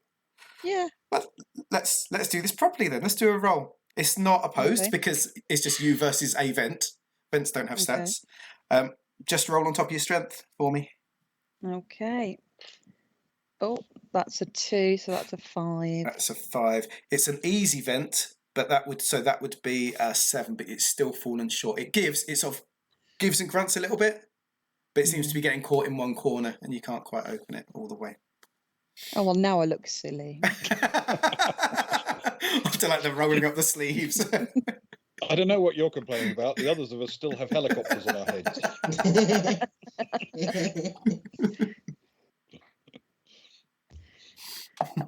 Right, can I try and use the spanner then instead? You can use the spanner. Resign myself to the spanner. Roll an agility, and it's an easy check. So that's an 8. Oh, there you go. You did it very easily. It's almost like you and the screws span off in a direction. There you go. Yeah. Okay, easy. so I will crawl through. Okie dokie. So behind it there's a very long crawl space tunnel. The sort of one that a cutscene would happen on or something in a film, it's cut something else because it's that long. It's dimly lit. It's a meter square, so you are squeezing through quite tightly. but just in the distance you can see a pinprick of light. Okay. Are we all happy to crawl through? Are we pausing? Sure. Yeah. I'll start following behind, and for absolutely no reason whatsoever, as I enter the passageway, I'll call out, "Dallas, Dallas!" There's a sinister scurrying in the distance. Yeah. It sounds quite big. Does Shay leave the spanner, or does she? I'm just going to pocket it slyly. Okay. Might come useful later. Keep a note of it. Keep a note of it. Good shout. Have you taken the drone off your head yet? Those drones are expensive. I mean, it's probably a bit obvious, isn't it? So yeah, he probably takes off the drone. Oh, you could have had quite a fun accessory there. Goes with any I've got the outfit. controller for my one, sadly. Leaves the drone, takes the remote. Mm. No, he'll leave everything and follow the others. So indeed, there is kind of a cutscene as you crawl along this corridor, because I'm going to explain combat rounds as you crawl. So each combat round in a game is about 5 seconds long. So that would be like 2 meters of crawling. So every couple of meters you're crawling is 5 seconds. So it's taking those times. Walking, you could go about 5 meters, 10 meters running. As well, in combat, you could do a melee attack, fire a weapon, an action. Very standard things. There's nothing out of the ordinary. You can dodge when you're being attacked, but then you lose your next combat round altogether. Okay. So there's no major or minor action unless you can sell it to me as in this don't take 2, this will take 2. Okay. So that's your last 5 second combat round. Yes. So after a number of combat rounds, you crawl down the corridor and blinking in the light as it gets bigger, you get to an open vent at the end. What looks like light ahead of you is light, but it is strobing and it's bright in front of the opening. And behind that, it is dark. It is strobing. It is dark. You can't see much beyond the opening. And Gilly, you were at the front. Yeah. So, can I see anything else through this vent, or does it look pretty described? So, what you can see is, if you squint, you can see the outline of a door about 8 meters across, away from you. And you can mostly tell because there's some red lights around the edge of it. Okay. That are suggesting that it's probably locked.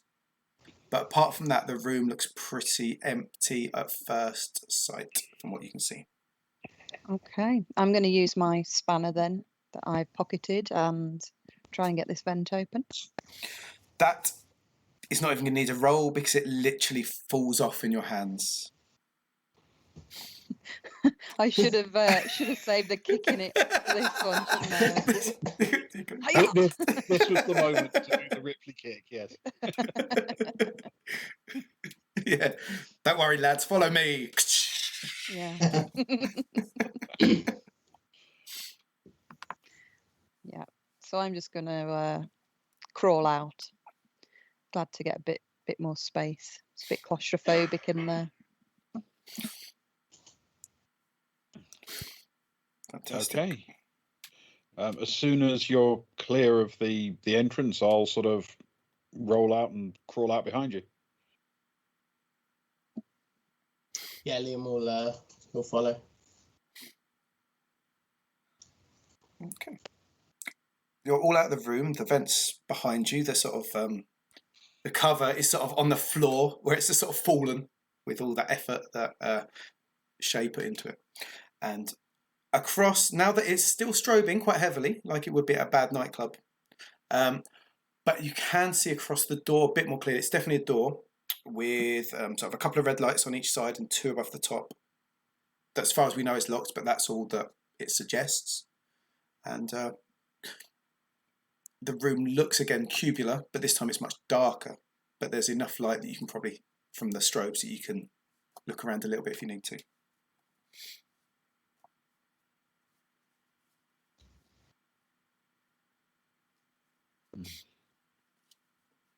I'll take a glance. Sure.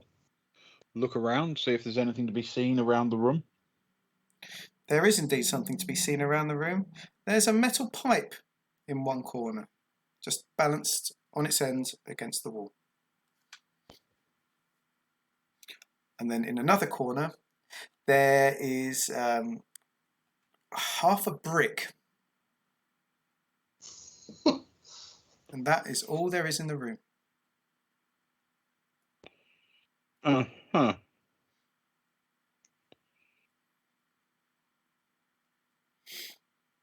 Well, we've found a very small construction set.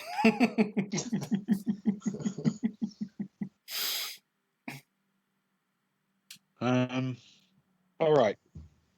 So we basically got the ingredients for space cricket. Pick one end of the room, one of us holds the pipe, the other one bowls the half brick, and we'll... I wouldn't want to be the one I'll be the wicket keeper. with the brick coming towards you. If we had 3 more pipes, we've got the bales in form of a spanner.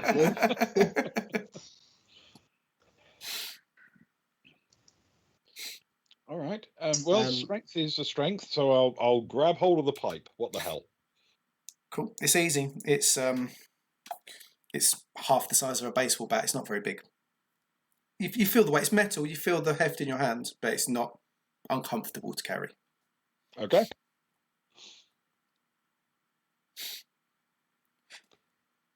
Liam will look around and grab the brick and offer it to Shay and say, "Do you want this?" No, you keep it. He'll attempt to fit it in a pocket and probably fail miserably and just end up holding it. You hear an elongated amount of crackling over your headset, and then you hear Donovan's voice saying, "Okay, look ready." The green lights, the red lights around the door flick green, and the door starts slowly to open.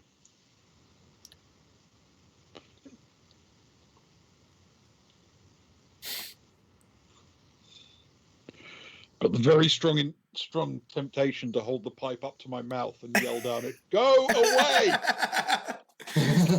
Is that what you want to do? But I'm not actually going to do that. I will, as the guy says, I will ready the pipe, kind of resting it on my shoulders, like a baseball bat at rest, just waiting for the opportunity to have a swing if needed.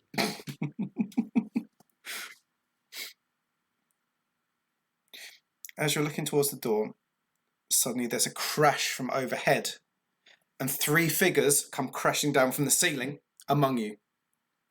They look armed more in padding than anything else, but they are very, everything is very black. The lights are still strobing, and we're going to roll for initiative for the very first time. Wow. How do we do that? 1d6 plus agility. Oof. Okay. And I've got to do it for them.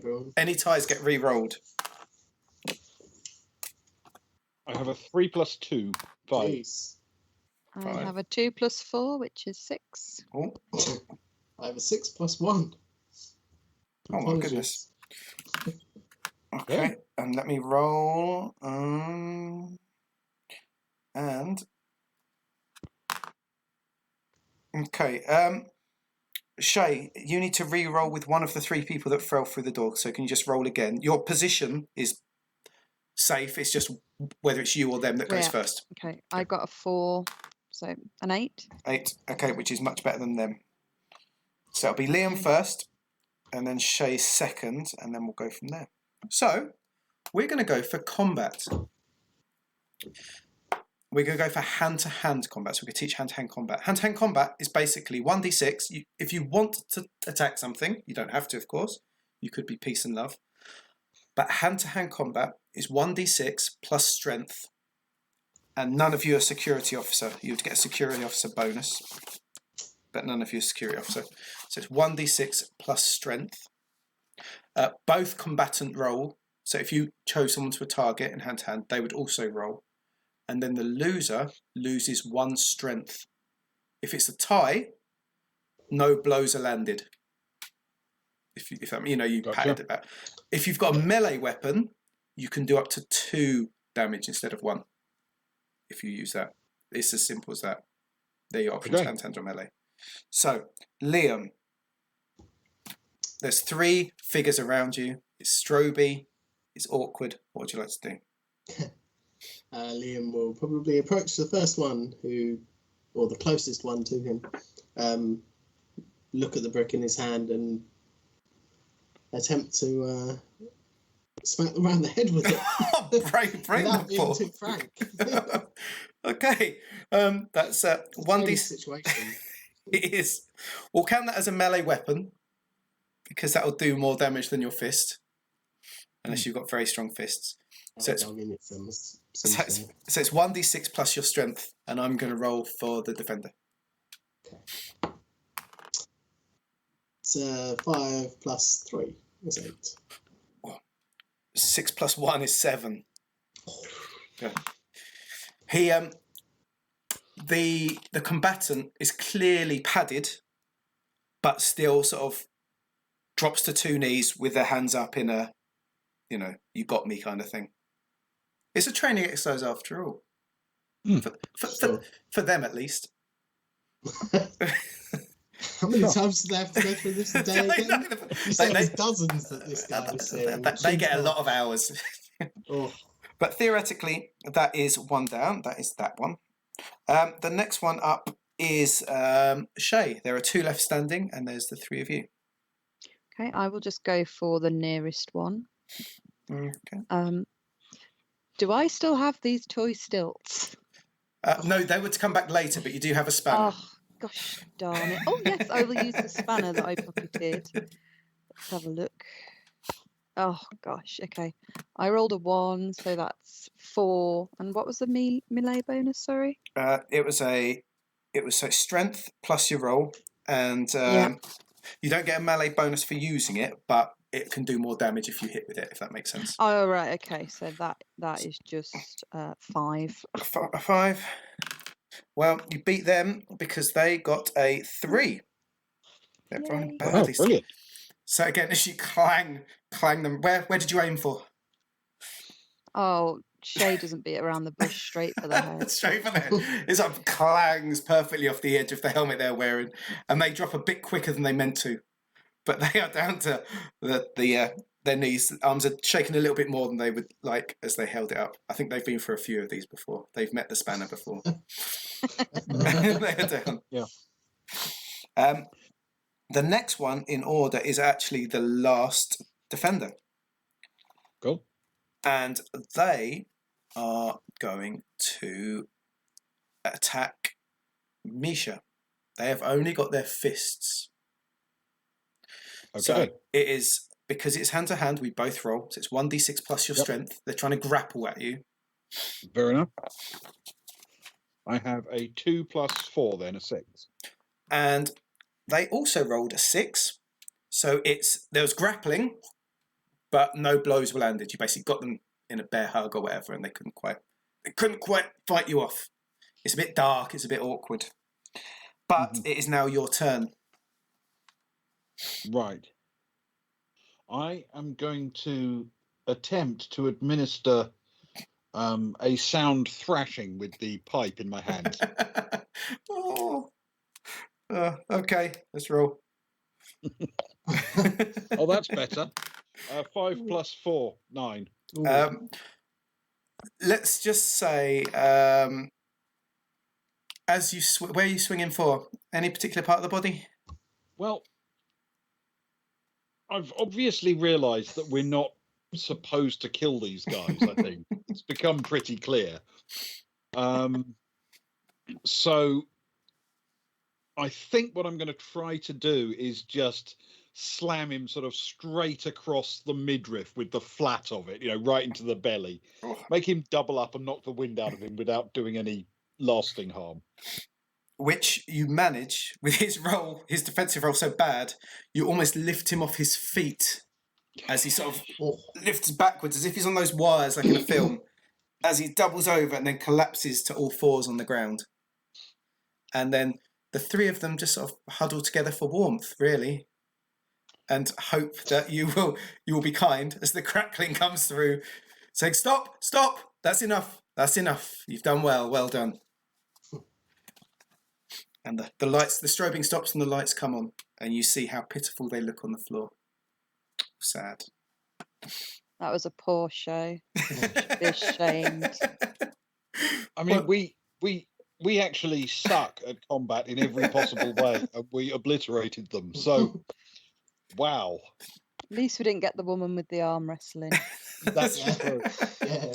She was strong. Yeah. Liam probably recognises that they're just the same as us, trying to pay off their time, and offers one a hand up. That one slowly lifts up and pulls their helmet off to reveal the nerdy guy that you were doing wiring with earlier. The poor guy's having to do double duty. Oh. I'm perfectly prepared to let him earn the next 12 or 15 hours unconscious by beating him around the head with the pipe. But I won't. That would seem cruel. Instead, as you, from around the corner of the door, very undramatically, 3 sort of combat vests and 3 sort of tasers get pushed through towards you, and you hear a crackle. Okay, you're near the end. Put these on and grab the tasers. They're right just the other side of the doorway. Behind the doorway is, again, a long tunnel. This looks just like a ship's tunnel. Piping down the side, 2 meters, very classic, just like you would see on the Nakuru. Pretty much straight as if you were looking from the cargo room up, a couple of corridors down. Very similar. Right, okay. Yeah, I'll head through, put on a flak jacket, pick up a taser, but I'm keeping hold of the pipe as well, just in case. You can keep the pipe, that's no problem. Yeah, Liam will shift the brick to his offhand. Just in case. Which, I don't know, chat, left or right, which offhand, which is his offhand, who knows? People have the chance to make a canon decision about what handedness Liam is. Why not? And he'll put the vest on and grab a taser. Shay will do the same. Cool. Okay. So I want you to imagine it as if you were at the far right end of the corridor, right in front of the cargo bay, looking down the long corridor towards the bridge. Okay? Yep, gotcha. You've got the corridors either way that go to medical and past security, and then you'd have doorways into long sleep, if you can see. So that's what you're looking down, but otherwise it's a straight corridor to a door at the end. Okay. You hear one more crackle, and Donovan says, sometimes, thankfully it's very uncommon, there may be a need to defend yourself upon the ship. Sometimes you pick up crew that have been left alone for more years than is ideal. And sometimes it might just be weird space rats. Officially, we've not come across anything big. And officially, it's very rare. But it's important to have these skills anyway. In your equipment, you will all receive one of these tasers. It's called a Dazer stun pistol, and they each have charge for 3 shots. Mm-hmm. You also receive an ID chip, which you'll get at the end, a comms unit, audio only, which you can carry or have implanted into your hand, whichever you prefer, that's your choice. And you'll be able to carry a first aid med unit, which is about the size of a cigarette packet, and will return +1 strength if you're injured. It's like a single shot.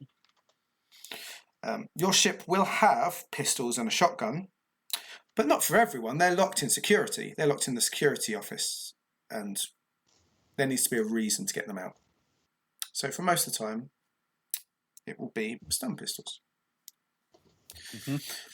The way firearms work is you choose a target, you roll a 1d6, add your agility. You don't have a security bonus, so it's 1d6 plus agility, and depending on how close the target is, depends on how hard it is to hit, basically. Yep. So straightforward, 1d6 and agility, depends how close.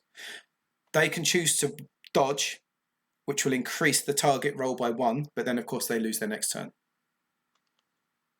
That makes sense. And you can choose to dodge as well, but then you will lose your next turn. So if someone's firing at you, you can be like, dodge, but then you don't get to do your next turn. Okay? Okay. So as you edge out into the corridor, you start to hear the sound that's meant to sound dramatic of like metallic doors opening and the trudging of feet, you know, like a bit military. But it's clearly a recording that's been played too many times. It's a bit scratchy, it jumps a little bit, it squeals at one point. It's almost like someone's recorded something over the top of something else, you know. You almost hear the faint sound of wedding bells that it's been recorded over from long ago, you know. And that's what you hear to start with. And you are all, like I say, back at that corner. Are you happy to be there? We were going to roll initiative. Can you roll initiative, please? Well, apparently not well, but I'll try. It is your dice roll plus agility. That's 10 for me. Oh my goodness. Ooh. I know. Hello. 6 for me. 6 for Mine's a 4. 4. Oh, Liam. Okay.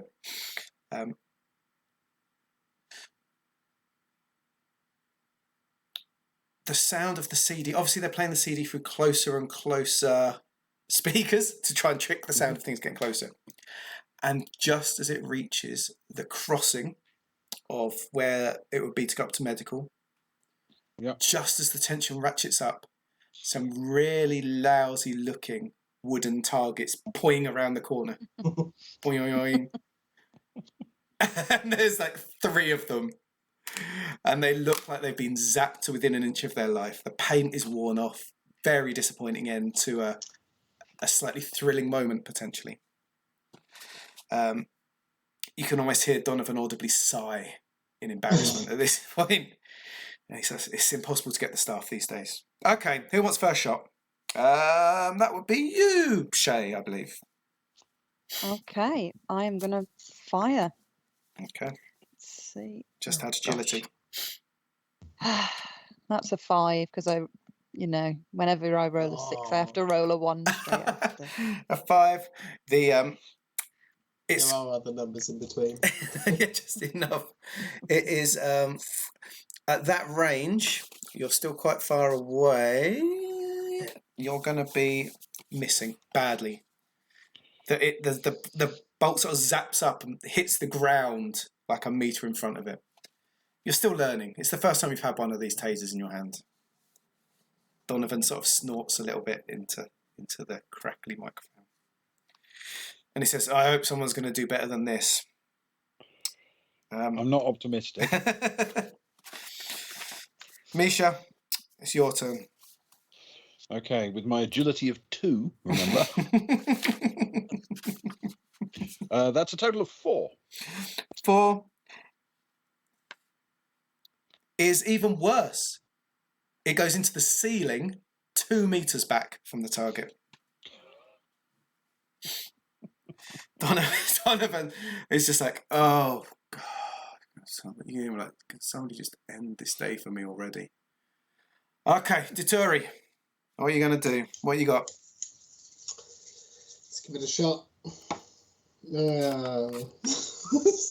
Good news is I rolled a 2 plus 1. That's a 3. As you fire the taser, despite having very little recoil, somehow you find the tiny bit of recoil it has, and it's sort of, you weren't expecting it, and it carves its way down the wall, literally like 3 meters from you, as if it's sort of shaken a little bit and scored past. Donovan's eyes turn into like a snigger. Security Clarson's going to love you guys. He'll be glad to know you've got his back. Right, you're like, come on, head down to the end to where Bridge would be. Let's finish this off. Okay. Can as we pass the targets, can Liam kind of just smack one of them with a brick round the head? You can, and you sort of smash off a whole corner of the wooden bit, making it frankly useless for the next person. And he'll carry on walking.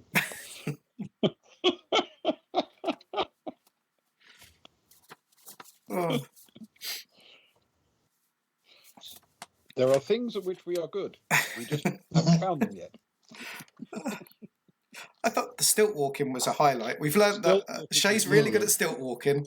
Yeah, to be fair, that's going to come in handy. That's my new party trick now.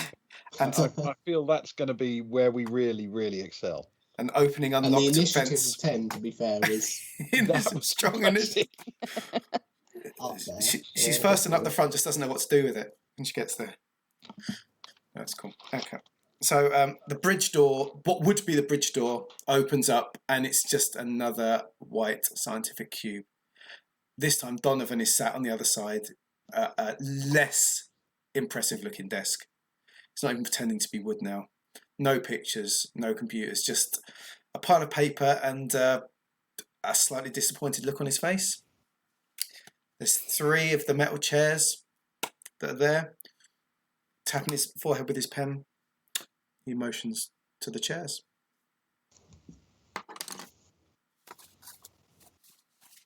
Okay, I will find a chair. Yeah, Liam will sit down. Yeah, same. He sort of looks up, seeing some splinters still in Daturi's beard. It's pinked around. He sort of looks at Hawkins, looks at Renkov. Says, okay, first things first. Daturi, you took your 2 hours. Well done. You can have 2 hours for landing a small drone on your head. Hawkins, he sort of reaches under the desk and pulls out the beautiful orange miniature stilts. Yes. I'm a man of my word. Look after them. May they treat you well for the next 25 years. Thank you. Appreciate it. And he looks at Rankov and he sort of taps his... says, usually, I remember the man you did the wiring with. His prize I didn't agree to with the pincers, but usually I'd have them back, but I've got a feeling you could really do with them. So, as these both got something, you can take those with you. Thank you. But I do need you all to leave the pipe, the spanner, sort of looks disparagingly at the bit of brick in your hand.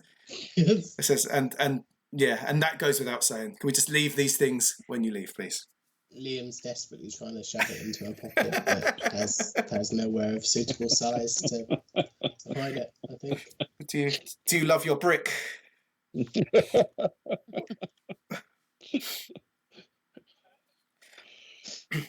Okay. So, well done otherwise, and I wouldn't say it was a 5 hour worth, but I'll give you 3 hours worth of pay. Take 3 hours. Well done. You showed some initiative in parts. Well done. I don't Liam think. says, I definitely heard some sniggers though, so it was entertaining. Well, surely that's 5 hours for a man of your stature. the entertainment is why it's not 1. Oh, ouch. Savvy. You wound me. Better I do it now than a space rat in the future. Okay. Last things before I let you go. If you take damage, it goes from your strength. Beware of that. So always keep an eye on your strength. Look after your strength. Protect your strength. If you hit 0 with your strength at any time, and I don't know what your lowest stat is for strength. You've all got at least 3, haven't you? Yeah. If you hit 0, you will go unconscious. If you hit -2, you're dying and dead in the number of rounds equal to your full strength. I'll send you the paperwork. If you hit -3, history has shown us that you'll be dead. And there's no coming back. There's no magic. There's no coming back from dead. So try not to be dead. In fact, try not to be unconscious too often. It's not good for the workload. If you're ambushed or you're surprised, you'll take double damage. But you'll also deal double damage if you ambush or surprise someone else. If you're in a hostile environment, chemical, vacuum, briefly, you'll take 1 damage per turn. So wear the right equipment and don't just go for wanders outside of the ship without suiting up properly. To heal, you can take if you get medical attention from the medical officer. I believe one of you is a medic. Indeed. Yes. If you get medical attention from the medical officer, that's normally outside of combat. If you go to the medical room, you can get +1 to your strength per hour.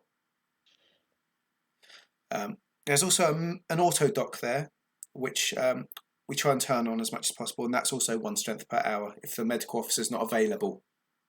Okay. But that drains power, so that is not a guarantee, unlike the medical officer. You gain strength back to your personal max, so whatever your strength started at, that is the max you can go to. And the med kit that you carry provides a one-time +1 strength. It will need replacing next time you dock somewhere or go to supplies or something like that. Does that make sense for healing? So don't get hurt. It's very deadly. The last thing I need... Yep. Sorry, do hours spent unconscious count towards their 25 years? Yes, they do. But if you fail the mission, of course, they will not. So if you are unconscious, hope that your teammates are at least proving to be more useful than you are. Liam looks around and says, I think that's probably a given. Yeah. I'm starting to get the feeling that if we die, then our corpse has to serve out the remaining portion of the 25 years before they do anything with it. Yeah. There is use for corpses, for weighing things down, for feeding rats and things. So yes, you still have use even after your death. Yeah. Yeah, I can understand that. And your body belongs to us. The last thing I need to talk about before you go is pressure. Now, this is where you need to go back to your sheet. There will be a box that says pressure bonus, if you can find it. Yep. That is your strength plus your education.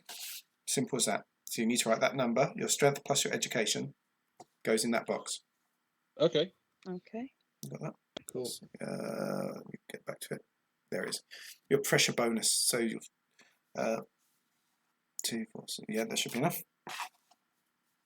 Now, if during a mission the GM decides that something stressful has happened to you, like out of the blue, something not bumping your hand or something, but something big moment, you'll have to take a pressure roll. And when you roll a pressure roll, I won't touch on it too long at the minute, you'll roll a 1d6 and add your pressure bonus. And as long as you get 10 or above, you're okay.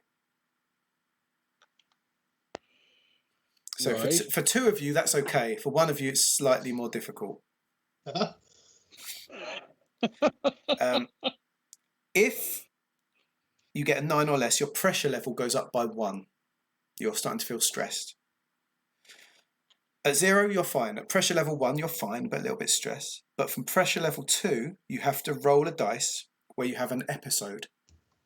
And we will go more into episodes when we get there. But the episodes get tougher and tougher. So they start as going into shock, so you lose agility.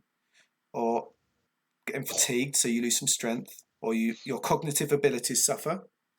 Building all the way up to going rigid, going into a catatonic state, or just fleeing is the biggest one. These can be sorted out afterwards in deep sleep and through the medics. But at the time of combat or something big happening, this can happen to you. Okay, so it's worth wearing.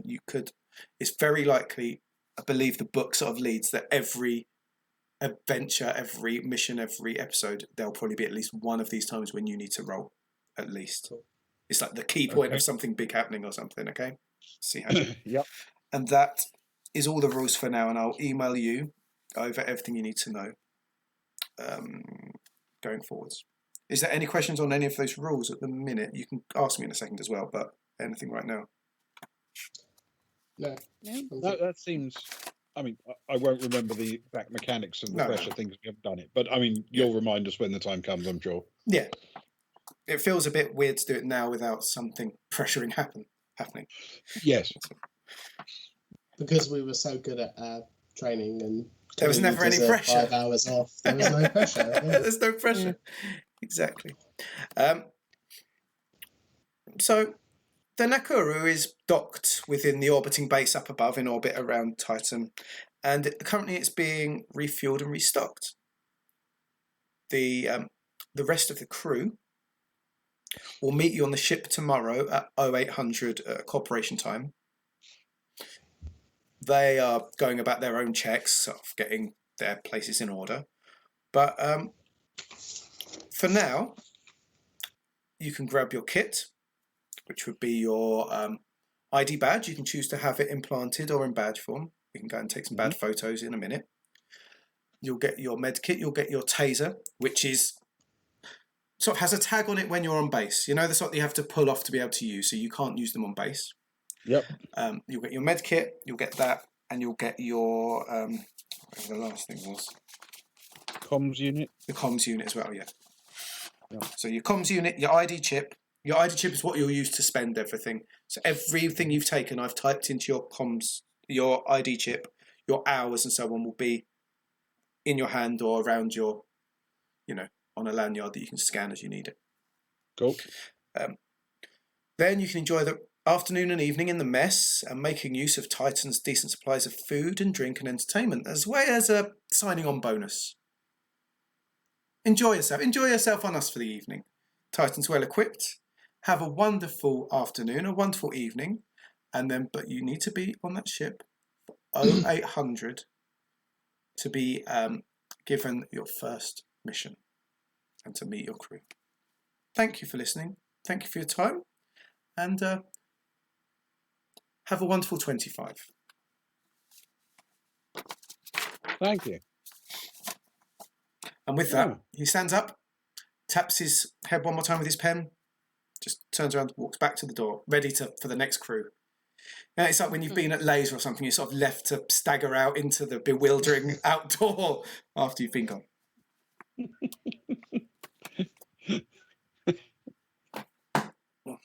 Hands down, the worst escape room I've ever done.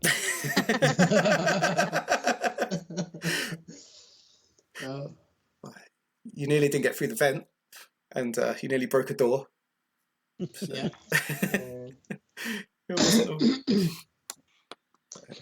So that is it for episode 0, and I know it was very me centered, but I guess it was a rules type thing. And thank you very much for joining in. And let's have a mission before too long. And brilliant. Yeah. Let's do some boring space things. Thank you very much, Luke. That was excellent. It had one of those feelings of like the tutorial level on a video game, if you know what I mean. Yeah. Portal sprung to mind for some reason. It's what? Yes, it was good.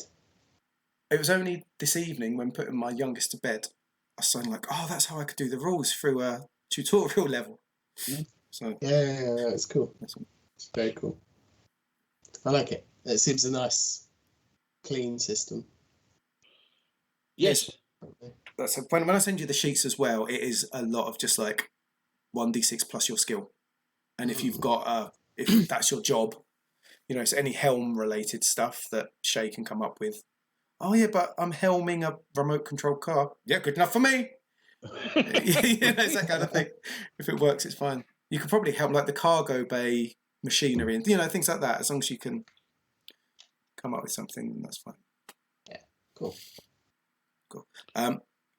It's quite late though, so I guess we can't really hang around for too long. There's lots of works to be done. Yeah. Thanks to Sparrow, Liam is now left-handed.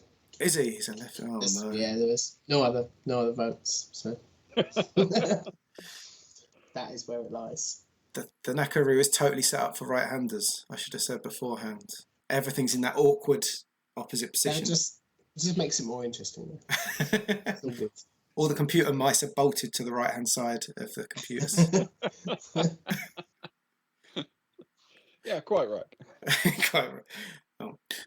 So thank you everyone for watching and for hanging on. It was a long one for a Thursday, so thank you so much for that. We really appreciate it. Tomorrow evening from 10:30, we're doing our usual Boys from the Baltic Star.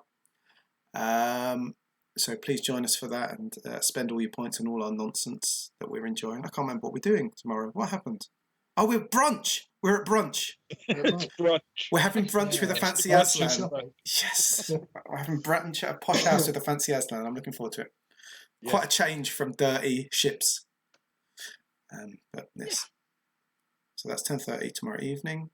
If you do like it, please consider following, liking, Twitter as well, @BoysBaltic. Gilly, what's your Twitter for those of you? Everyone probably follows you. You're well renowned. But what's your Twitter? It is @GillyMayA. There we go, @GillyMayA. Any other websites or things that people could visit, or are you scared of stalkers? No, there's my World Anvil.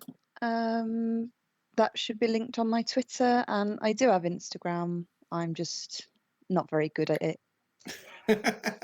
So I don't use it very often. But yep, follow me on there. I'll give you a follow back. And yeah, I had a lot of fun. So thanks for inviting me, guys. Thank you. Well, thank you for coming. Yes, it's great to have you. This is what happens if you click like on one of our posts. You get dragged into things. We taught you for 2 hours. Let that be a warning to all of you out there. Yeah. Like it. No, it was fun. Thank you. Cool. So let's plan to get a mission done before too long. Then I guess I'll write something and you can find out ways to ruin all my plans. Super. Yes, I'm looking forward to that. Cool. Right. Sleep well, everyone. Thank you, viewers. Yeah. And thank you. goodbye. Farewell.